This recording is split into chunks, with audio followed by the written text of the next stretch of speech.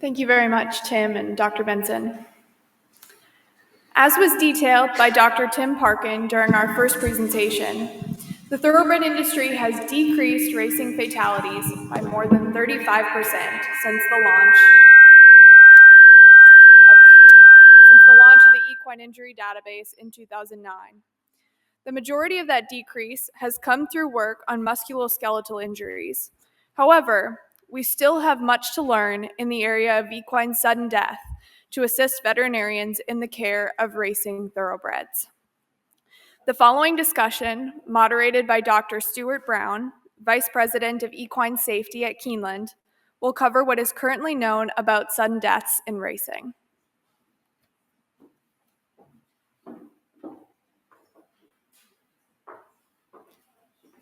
Thank you, Anise. Have to ask the audience to probably indulge me just a little bit. I probably caught all my panelists off guard. I spent the night in Atlanta last night, not thinking that I was going to make it here to be with them, but I am really excited to be here with you today. There's a wonderful group of experts here to sort of introduce and talk about this subject that I've become particularly interested in during my time as the Vice President of Equine Safety at Keeneland, on behalf of a lot of the things we have done in terms of impacting this area of equine health. And certainly it's one that kind of defies a lot of our thinking and our approach relative to what we've been able to do in driving a lot of the change we've seen in the musculoskeletal injury rate. I'm going to ask you to indulge me, though, for two things just a moment. Even though I just got here about 30 minutes ago, watching this room and kind of being here, I just struck with the fact that I have this little bit of self tied to the Grace and Jockey Club.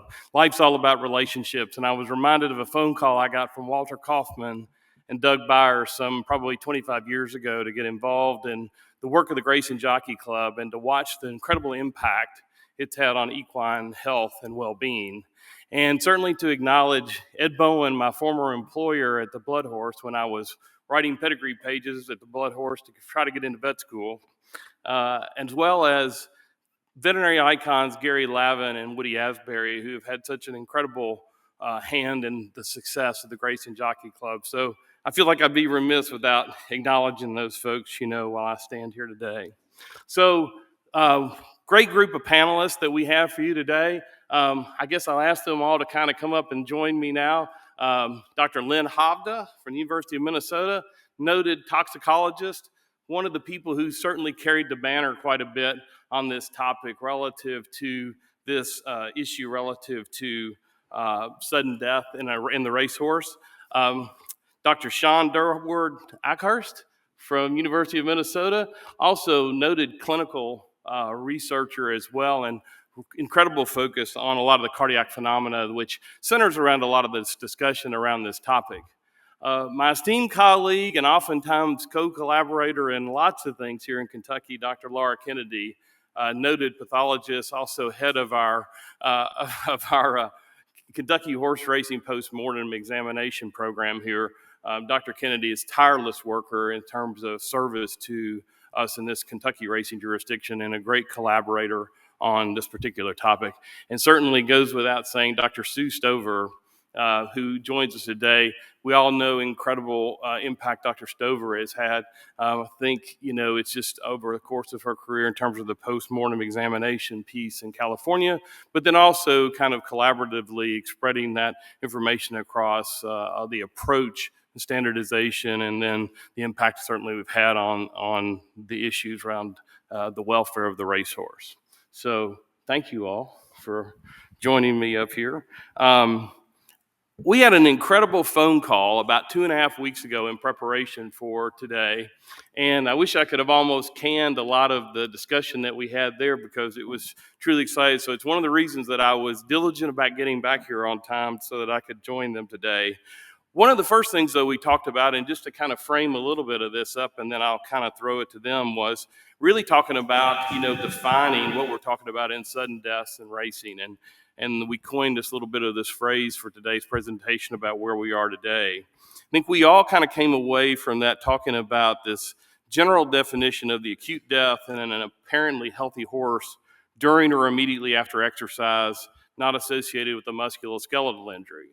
And when you think about that, then we begin to talk too a little bit about delineating that a little bit further in terms of the athletic event, during racing, shortly after a race is completed, 1 hour, 24 hours, 72 hours, all those have been time points we certainly looked at around what is the event that we're seeking to define so that we can begin to look into investigating. One of the challenges with investigating, though, the sudden death issue is that, we're dealing with a phenomena that has a 0.13 out of 1,000 percentage. So we're talking about something that happens in less than 1 out of 10,000 starts. And so it certainly comes due to the nature of that rate of occurrence with a very tough phenomena with which to study. So we spent a little time talking a little bit about where we were in terms of moving the needle on that. And we talked about it cast against that rate, which has stayed relatively static in the face of the declining number of musculoskeletal injuries and the incredible impact, which you had a wonderful presentation from Dr. Benson about, the collaborative efforts, especially around the veterinary component of us working with horsemen, working through associations to drive that number. And yet, we've really kind of looked at this particular issue and wondered, what is this kind of occurring? And when it does occur, it certainly has this incredible impact on all of us in terms of those of us that work day to day in terms of the welfare of the horse. So it's somewhat around the conversation about what have we defined, and then how do we impact the occurrence of that phenomenon. So I might just give each one of you a chance to sort of, comment about that from your own unique perspective. So Dr. Hovda? Well, I think, excuse me, that we really need to find a definition of sudden death that we can stick with. And I think we found that at the recent IFHA Global Summit on Sudden Death in Racehorses. When we were there, we were in a very small group of 20 researchers, and we were in a room from 8 a.m. to 6 p.m.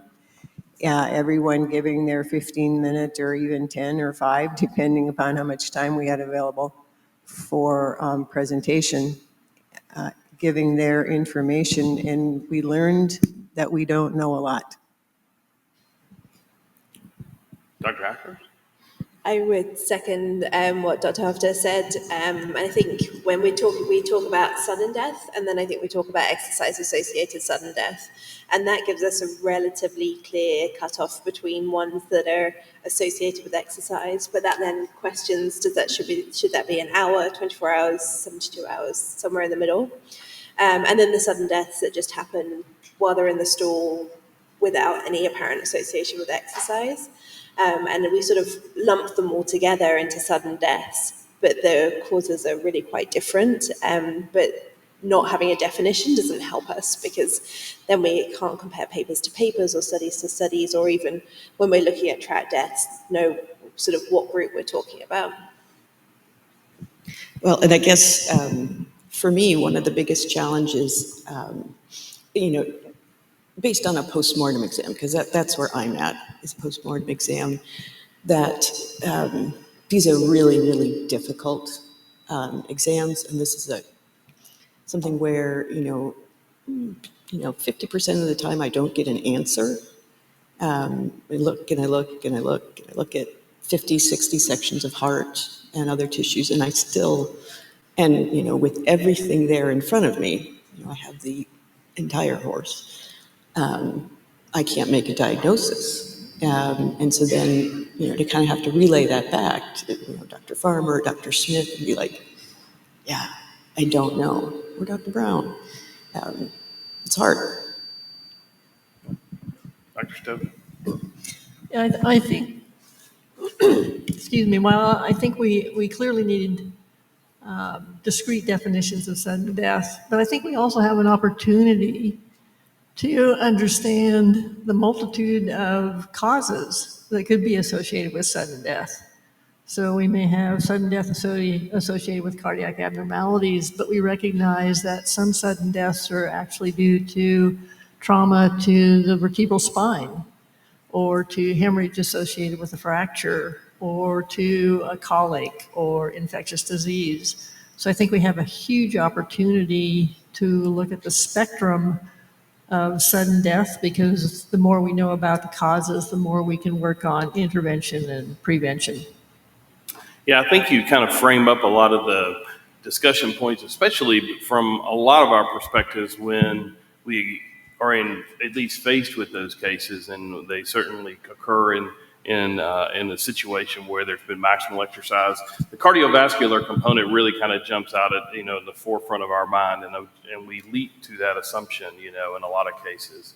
I might get each of you to sort of comment a little bit about that, because I think when we talk about cardiovascular, then we talk about, many people sort of associate the general term of a heart attack, with it. And so when we talk about those things in terms of cardiovascular failure, the antiarrhythmic, causes potentially become one where there's this rapid decrease in blood volume, that leads to, a shock event for the horse. Or more commonly, I think now, and I think owed to a lot of great work by Sean and others, in this area, we certainly continue to focus more on what about the cardiac arrhythmias, the electrical conductivity of the heart, the things that we could think about. And that's probably one of the areas that we spent a little time talking a bit about in our previous discussion about where we can potentially impact the issue. So maybe throw that back to you all to. Well, I think that we know that about half of the exercise-associated sudden deaths are due to cardiac issues. What we don't know, and what became clear to us at the IFHA research meeting, was we don't know what is truthfully normal in a horse. We don't know the normal horse intra-horse or inter and intra-horse variation. We have a large knowledge gap there that we need to fill. We also have a very large knowledge gap when dealing with these things in terms of terminology. What the researchers in New Zealand and the United Kingdom and the United States had to say, the terminology is all different. So I think we need to start standardizing some of that terminology. I think one of the problems with arrhythmias is they're really common. So when you look at healthy exercising thoroughbred racehorses, about 82% of them have at least one premature depolarization during exercise, and quite a lot more have multiple premature depolarizations, and about 20% of them have some kind of complex arrhythmia, that something like ventricular tachycardia, that if we saw in a clinical patient, we would treat.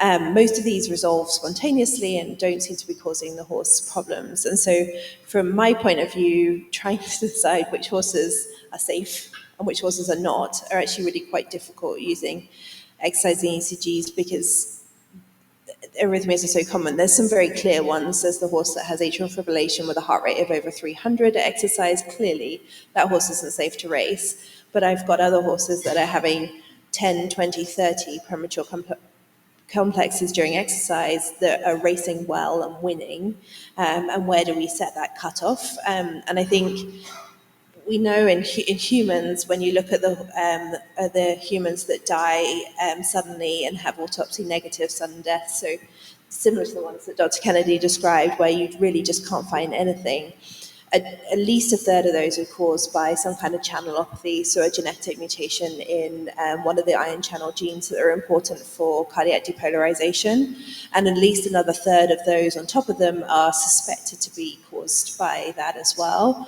And that's really something I'm very interested in, so I'm obviously very biased. But I think that's a reasonable area to sort of be looking in as well, is are there truly some inherited abnormalities that are increasing the risk of sudden death in these horses?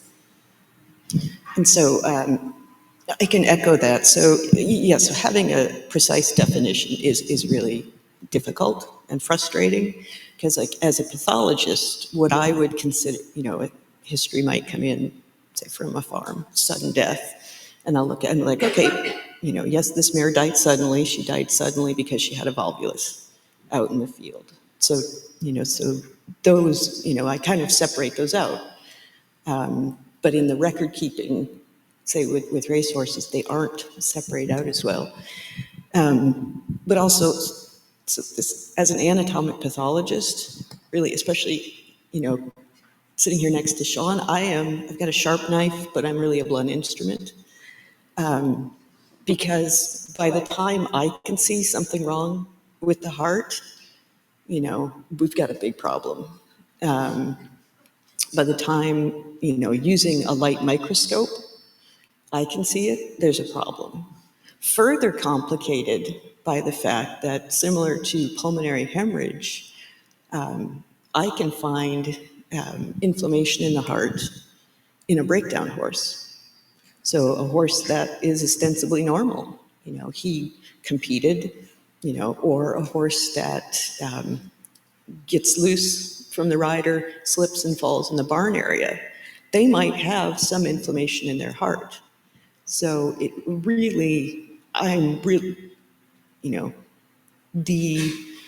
way to diagnose these is going to be looking at like channelopathies, different, because I always tell people, like, heart's an electrical instrument, right?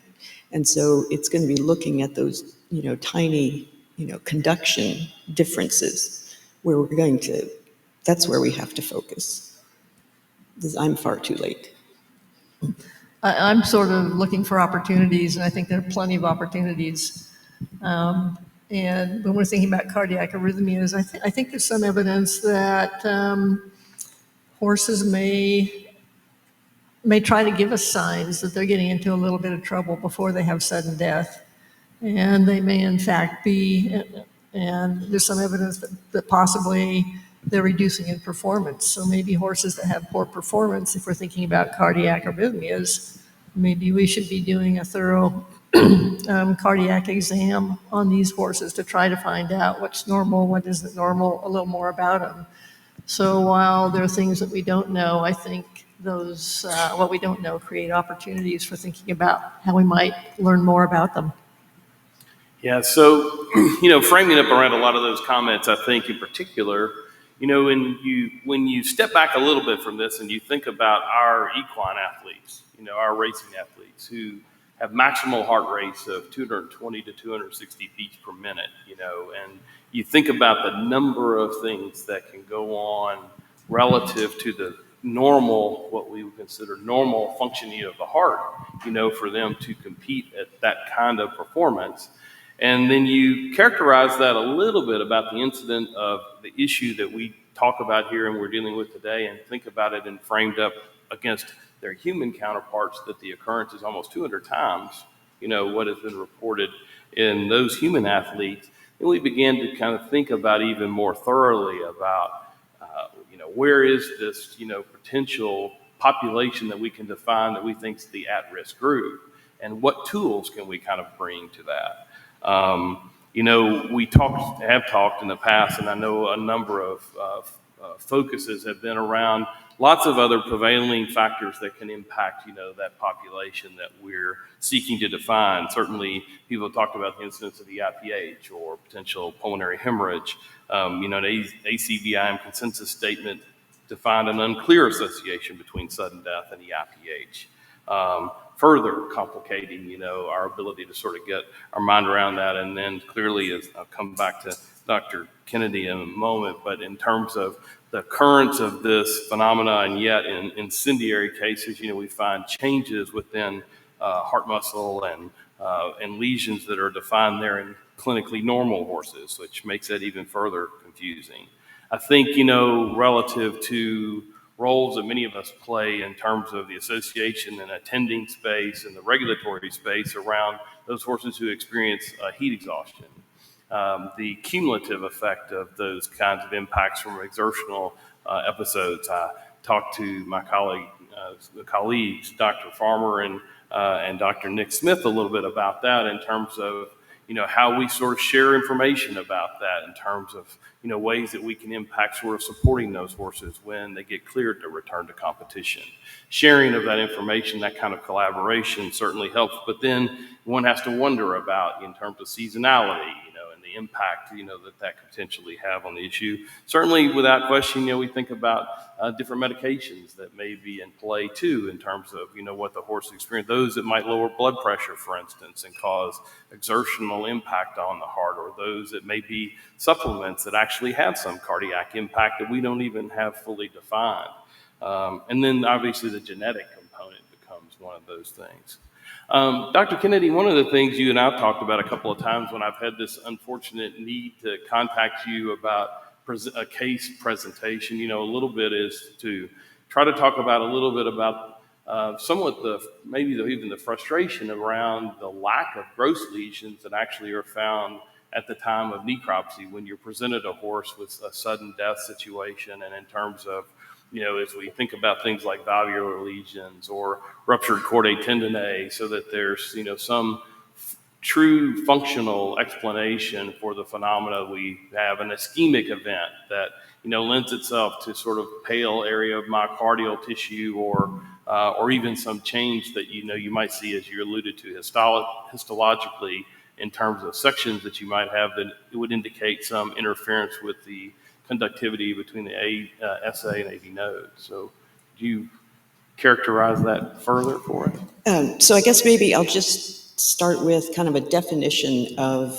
an exam that we would use for a sudden death case, an exercise-associated sudden death case.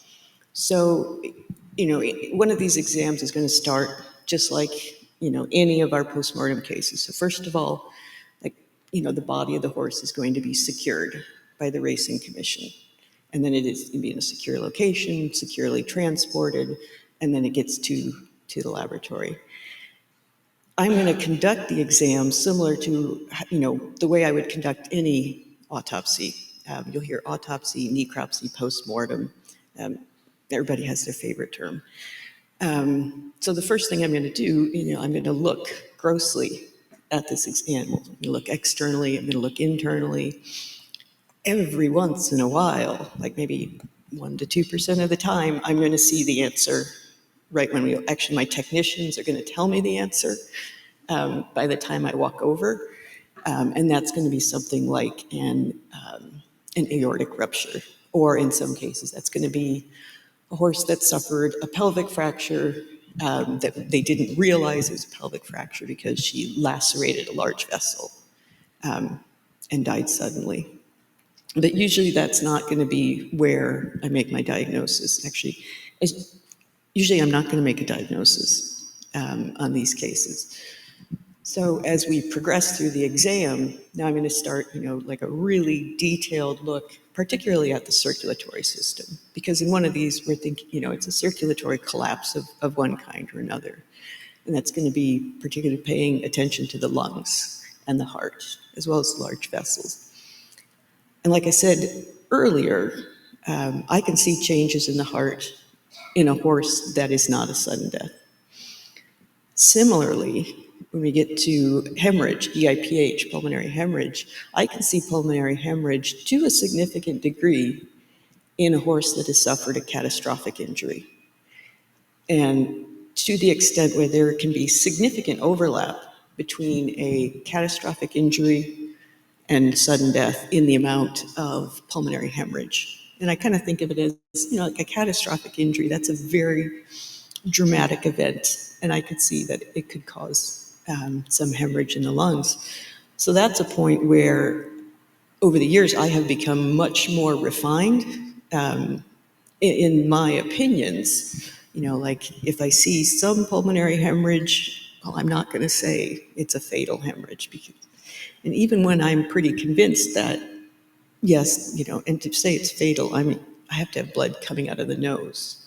But even then, the consensus isn't there to say, is this actually the cause?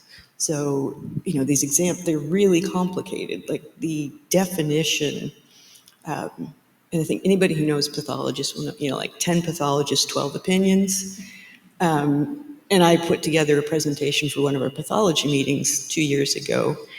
And, to go through the literature and just like your introduction slide, like the definition of sudden death, we have a lot of opportunities and we have a lot of work to do. These are my least favorite cases. Dr. Stover, do you have a comment to follow up on that in terms of experiences you've had in terms of the postmortem approach, obviously good presentation of history on those cases becomes also really important, which is something I'd like to get back to in a moment on the clinical cases. But to follow up on Dr. Kennedy's comments, what are your thoughts? I'm not sure I have a lot to add. Certainly in California, they developed in concert with other diagnostic pathologists, a standardized protocol for examining the heart. And that's been really, really important. And in doing so, have recognized that there are some changes that occur in the heart that they think are incidental, and still come up with sudden deaths that have a large majority of unknown causes. Yeah. Kind of to decide which way to sort of go here in terms of Dr. Hovda, you and I might have, we've kind of talked about this a little bit off this particular preparation, but also in terms of talking about this incident of sudden death. Clearly, I think the history-taking part is something that I really focus on a lot when faced with those cases, to try to go and talk to the attending veterinarians, try to talk to the trainers. What can we learn about, what's going on in the life of those horses? What potential histories or experiences do they have with them? Sometimes they may be incendiary and you're kind of it's this CSI approach, right, to this problem, really trying to sort of flip over all the different rocks and see what we can find that may lay beneath them that help us to, point to potential cause and effect type of, relationships that we're looking for. One of the best things that we can do, as you just alluded to, was go to the trainer and talk about the history of the horse. Sometimes we don't know how, quote unquote, bad a bleeder the horse is or how much EIPH it's experienced. We don't know the total history of the horse. It is my personal belief that since we no longer allow them to use Thyral L, that's a positive factor. I think in also restricting the use of clenbuterol has been a positive factor, but there are other medications and supplements that may be playing an important role. There may be things in the barn that are playing a role in just hemorrhage in general in the horse. Certainly, we have to think about some of the rodenticides that are in use. There are just many things that you can get from an accurate history, just sitting down with the trainer and saying, hey, let's talk. Yeah. I think it just becomes a big component of, especially when you're faced with talking to the pathologist about really trying, because, giving them the opportunity to collect the appropriate samples, to think about the appropriate approach, so that, whoever receives that respective case, we're having that ability to sort of impact, the quality of their ability to examine that individual horse. So, Sean, can you help us or talk to us a little bit about, in terms of the phenomenon incidence of cardiac arrhythmia? Certainly, we focus a lot on atrial fib as the one that we kind of talk about a lot, and then we sort of look at that in terms of the paroxysmal, cases versus persistent ones, and kind of help us a little bit with that and cast against those other types of arrhythmias, so for instance, ventricular tachycardia and others. So I think atrial fibrillation is easy to talk about because we know it causes problems. We know it causes poor performance. We don't know that it causes sudden death, but certainly in some of the horses that we've looked at, the heart rates and the flipping in and out of ventricular tachycardia while also being in atrial fibrillation. When we look at ECGs, we're looking at them after they've happened because we can't monitor them in real time on the track, but there's certainly been at least one horse that I've looked at that if I had a rider on it, I'd have stopped out of safety for the rider and the horse. So I think atrial fibrillation is one where 94% of cases resolve within 24 hours, so a paroxysmal, and so actually we're probably underdiagnosing it massively unless you sort of listen to it immediately after the horses raced or within an hour or so, we're probably not picking them up. But when you think of a 5% prevalence of atrial fibrillation, which is what they see in Australia, it's pretty high. How many of those horses have just poor performance or have real problems, like sudden death? We just don't know. When we think of the other arrhythmias, the biggest answer I can give you is we just don't know for sure. If I saw a horse in ventricular tachycardia, I'd pull it up. But we don't normally have that luxury. And we know that some of these horses seem to be just completely fine.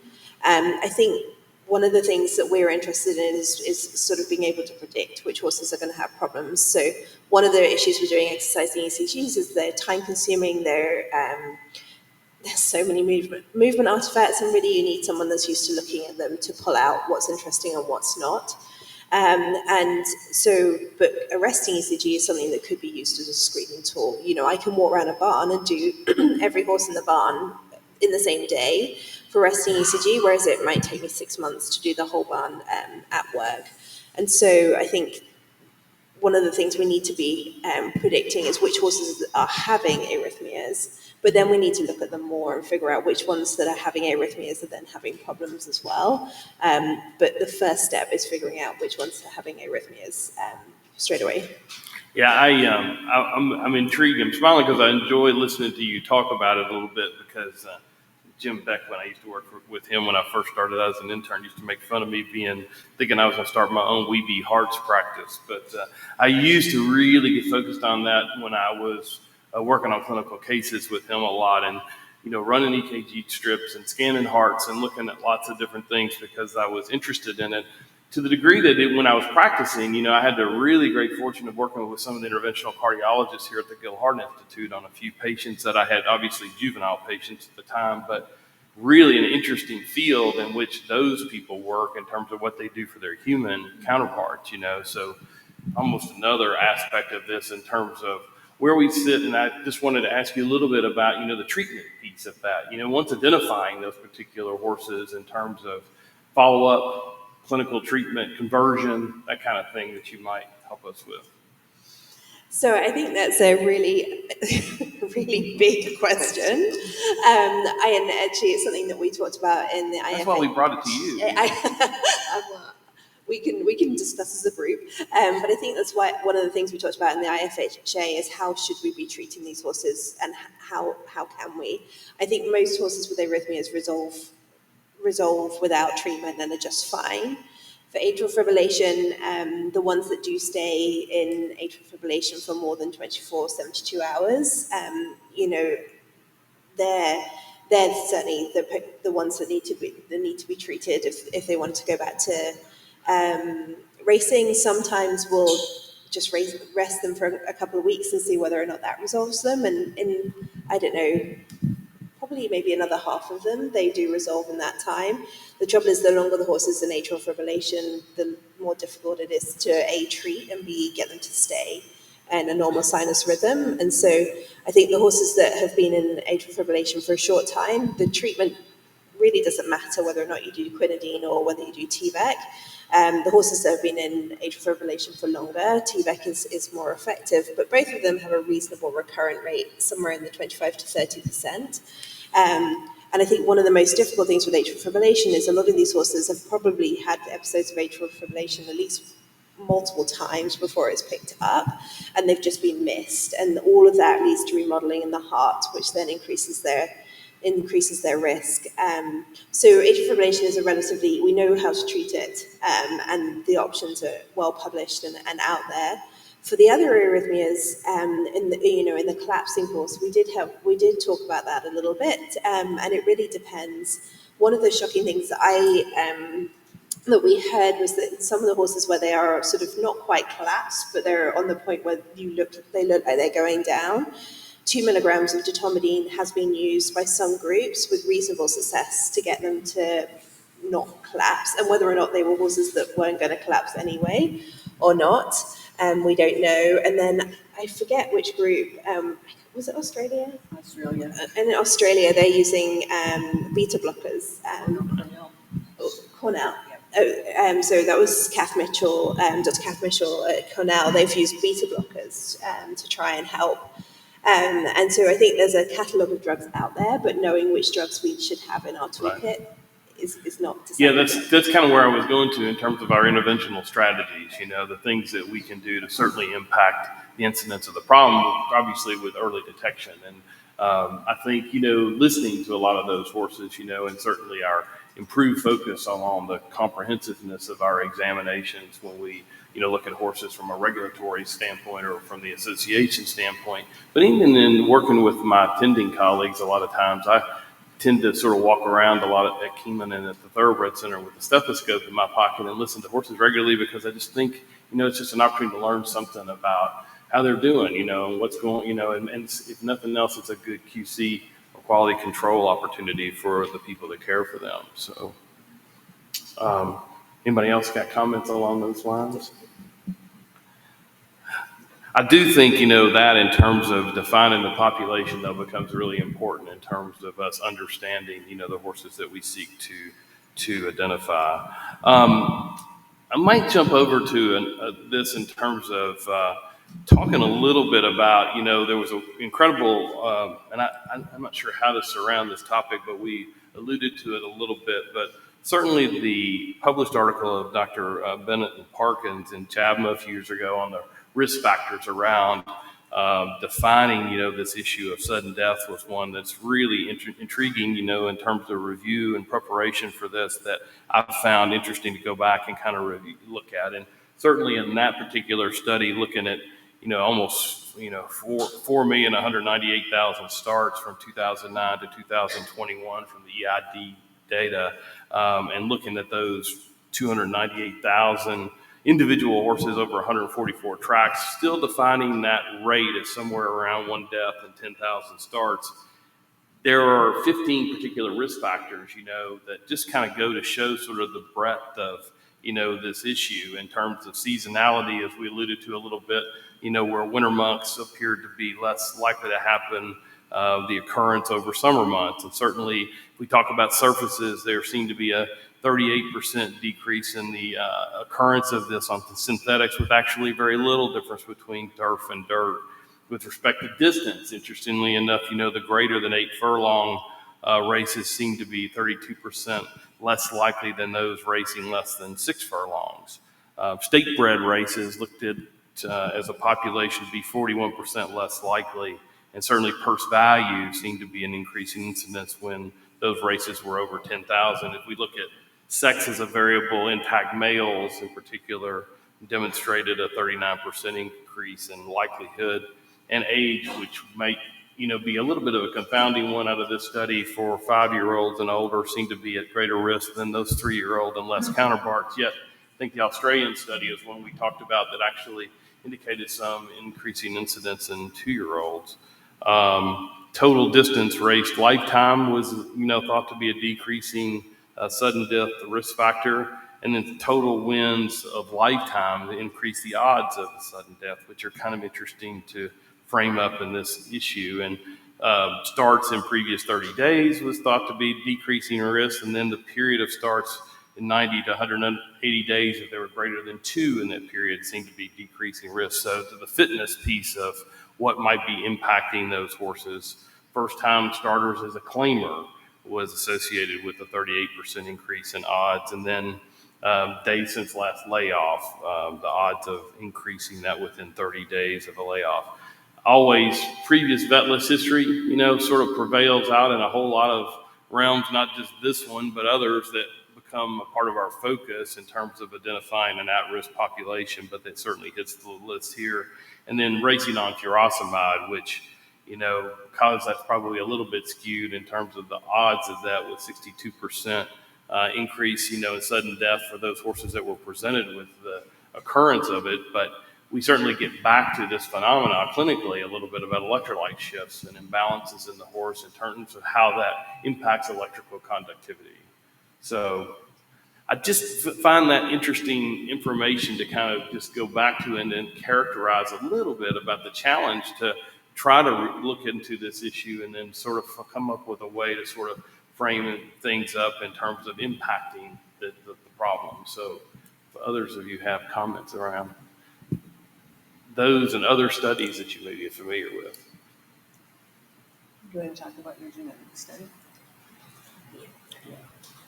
So I think one of the things and one of the differences with the Australia paper was they were able to look at training-related deaths as well, which obviously we missed somewhat with the equine injury database. And the odds of a horse dying of sudden death in training versus racing was about 2.5, so 150% more likely to die during training than during racing, which maybe sort of fits with the younger horses because maybe they're 2-year-olds that are in training that haven't necessarily got to racing.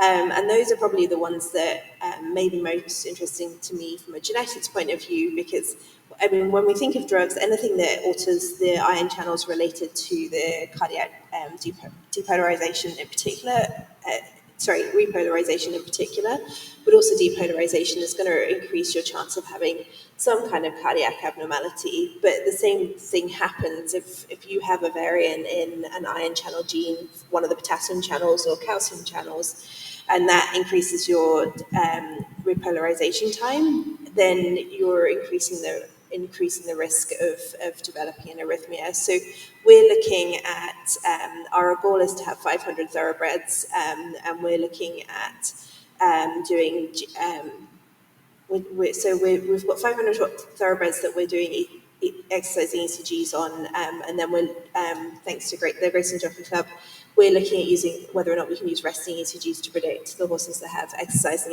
ECGs. But at the same time, we're also looking at the genetics and what's going on as well. So we've been collecting sudden death samples for the last 4 years now.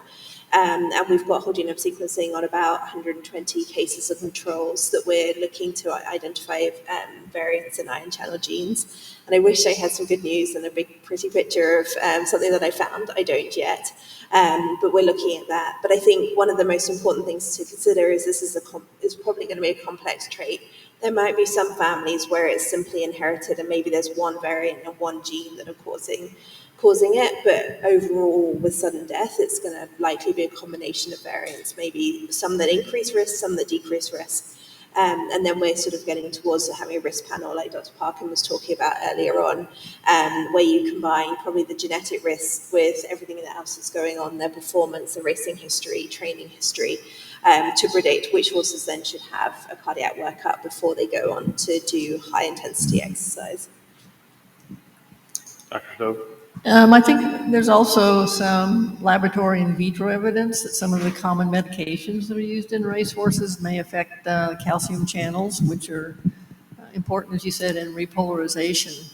So I think, again, looking for opportunities on how we can deal with this problem. I think one of the opportunities is being able to track the medication history with horses and being able to relate that to sudden deaths.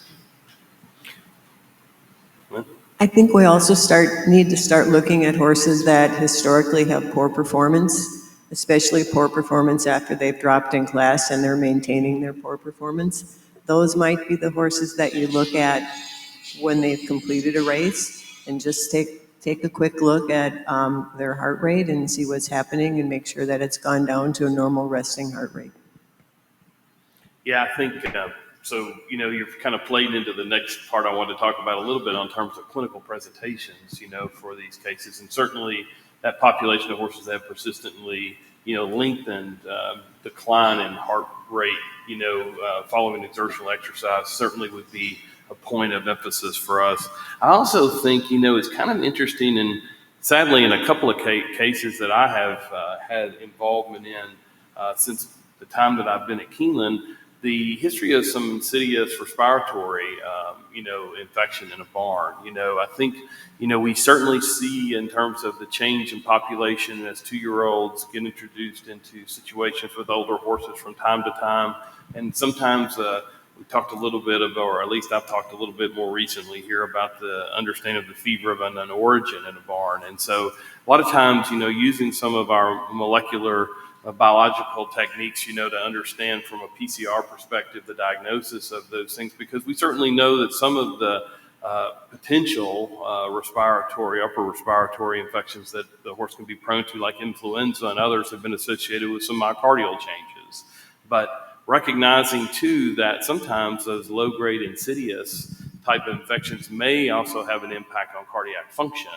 And it's maybe something that we need to also kind of keep in the back of our mind in terms of monitoring and in terms of evaluating those horses, whether they go into a racing situation or what, and maybe insidious as much as that in temping those barns, they may not be demonstrating a febrile episode, but they may be cast against others that are in the barn that may be demonstrating that. So I think really good history taking, becomes a kind of a key component of that. Recent shipping, long distance shipping. So I had a case that was interesting that I talked to Dr. Kennedy about a few years ago that had, transcontinental shipping, and it had demonstrated some issue upon arrival, but then, had recovered and had been some number of months, before the horse recompeted again, but then had a collapse during training. And there were some, I think, 37% change in fibrous changes in the myocardial septum, and probably, or at least I'd like to think that having been proactive in kind of talking to you in particular about the presentation of that case, at least gave us the ability to kind of look into what, because that was a very strange phenomena in terms of clinical presentation for that horse. And the interventional strategies that you talk about a little bit in terms of which particular cardio effective drugs we could at least employ in a situation like that to potentially reverse those conditions. But I just think that that's, a really interesting part. I've talked to lately, and I had this as well, and as an association for the other things that happen in horses' lives, is had 2 castration cases that had been associated with a sudden death situation. One of them having a very significant pericardial effusion. And so, it goes back to the commensal, possibility of things that happen in terms of the horse's lives that are somewhat routine, that we think about in terms of routine and the focus we have on post-op care and things like that, that also may point back to us and the horses that we have in competition to be, at least cognizant and aware of any potential cardiac impact they could have as a complication that may go unnoticed. Any comments there, Dr. Kennedy? We've had a couple of those odd ones to sort of ban around. Even the one that we had from some years ago that I knew the owner and the breeder that had a history of a fractured rib as a foal. That was on the left side that wound up presenting as a sudden death during a training event. And I will say, for me, I'll kind of brag on my guys because, I've got Dr. Brown, Dr. Farmer, Dr. Mundy, Dr. Smith. And when I get the call, when you see it on the caller ID, you're like, oh dear. But it's good because I get a lot of information, and I think that helps me a lot. Just having the information, having the communication with, the regulatory vets I work with, medical directors. That helps me a lot. And it's easier to explain to them than why I don't have an answer. If you have a good relationship, it's easier to give bad news. And certainly the center of a lot of that is the work we get to do with the attending veterinarians, because I think that's where we really get down to trying to provide really good information to folks like yourself. Yeah, I would just like to add, I think we need to keep in the communication loop the trainer. I think the evidence that horses greater risk for sudden death if they haven't done as much in the last 30 days or coming back from a layup.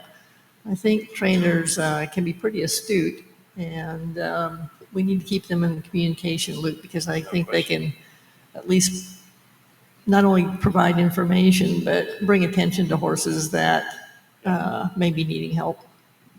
No, absolutely. I think especially when we think about the other things that kind of happen in the life of the horse that they may be aware of in terms of, knowing if a horse didn't clean up, or if a horse, sort of something that's brought to their attention that allows us to have this potential opportunity as well.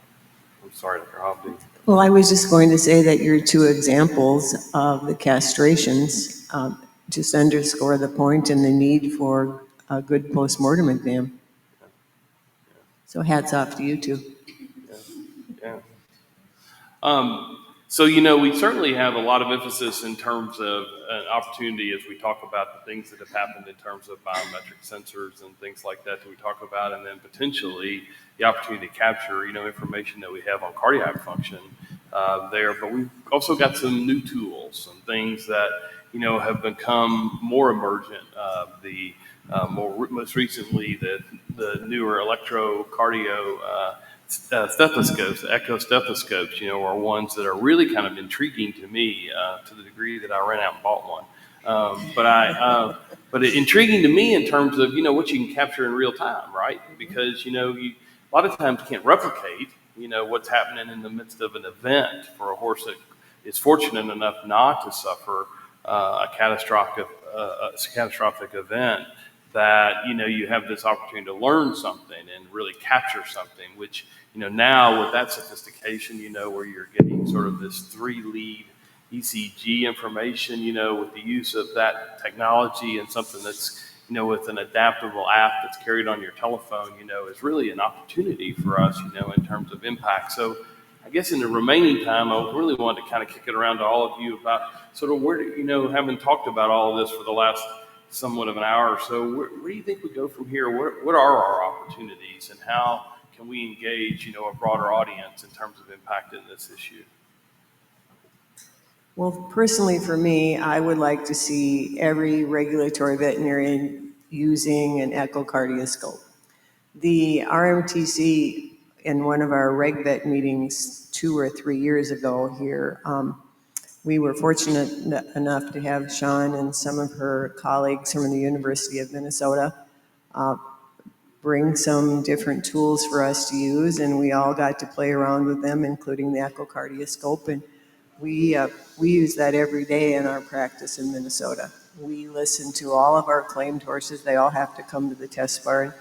They all stay for a prolonged period of time, and we've learned from Sean that if their heart rate hasn't gone down to within normal in 60 minutes, then we need to be doing something about it. But the good news with those is that we can actually record them, so I don't have to call up Sean and say, well, it sort of sounded like da-da-da-da-da-da. She actually gets to hear what it sounds like, which is much better. It makes things much easier. I think that's very useful. I think also the little live core device, it can be finicky to get attached to the horse, but the group in Australia just uses a little bit of gel, ultrasound gel, and I haven't played around with it since talking to them about that, but that will give you a pretty nice single lead ECG right away as well. And I think the other thing we haven't talked about is the wearables from an ECG point of view. So the only one I have experience with is the Aeroneo device, the Equine. And I think more and more trainers are using those. And I mean, Hong Kong is a pretty nice example. They have them available for all of their trainers. And a reasonable percentage of their trainers are using them now. So while we don't necessarily know that they are useful for predicting problems, at some point in the next few years, we'll have enough data to start looking at whether or not that can be used to predict horses that will have problems. We're going to try the live core and the gel this year. I'll let you know how it works. Dr. Kennedy? Well, I'm just going to try to think outside of the box here and think about we've advanced musculoskeletal health through imaging. And so think about what other things we might do in referral cases, such as ultrasound imaging of the heart or other things that, and I don't know, I would ask the cardiologists, the clinicians, but let's think a little bit outside of the box and what we could include in the physical exam and imaging, or in addition to wearables, biometrics, biomarkers. We just are on the ground floor. We just need to look at all of these things and come up with something. So I guess if you don't have any good ideas, you can do a summary. But what I think we can take away is that we can do this. 20 years ago, Dr. Stover was doing the work, but it wasn't done on a wide basis of really investigating the musculoskeletal injuries. And certainly, we still have people who say that it's a bad step, but they're very few. And sudden death is a trickier problem because it is not biomechanical, it is biologic, it's functional. It's a much more difficult thing to wrestle with, but we can do it. We can do it. When Dr. Parkin is up here with 15 years of the EID, and we have made the progress. We can do this. We need everybody's support. But we can do this. Thank you, Toby. Oh, I couldn't agree more. I'm really optimistic. You know, we have opportunity, we've got clues that we have opportunity, association with risk factors. We've got people that are excited and energetic and young and ready to tackle it. And we have great groups like Grace and Jockey Club and others to help support the bright ideas, right? Would it be appropriate to? Yes. I was going to ask if we'd show your slide. Yeah, please do.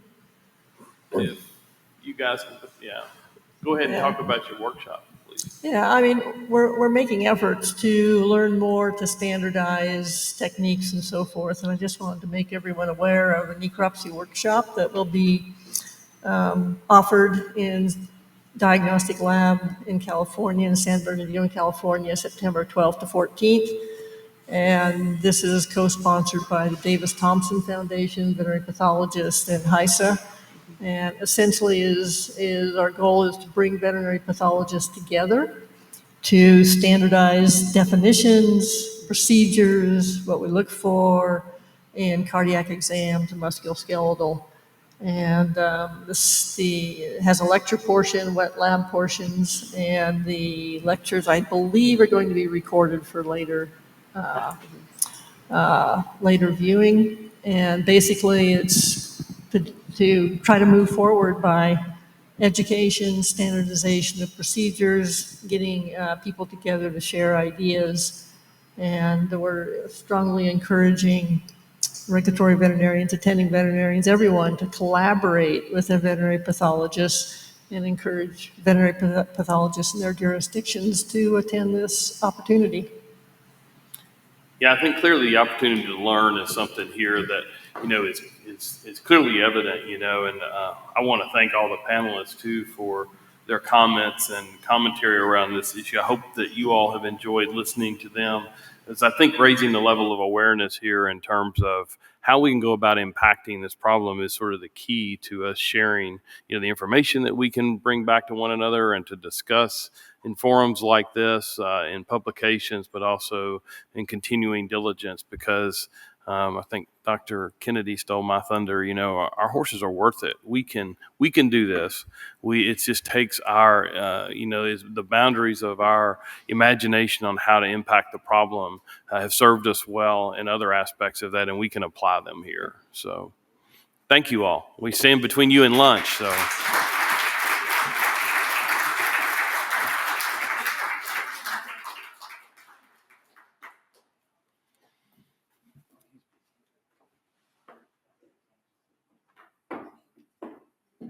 We are now going to take a 1-hour break for lunch, and we'll resume at 1 o'clock with our afternoon sessions. Thank you.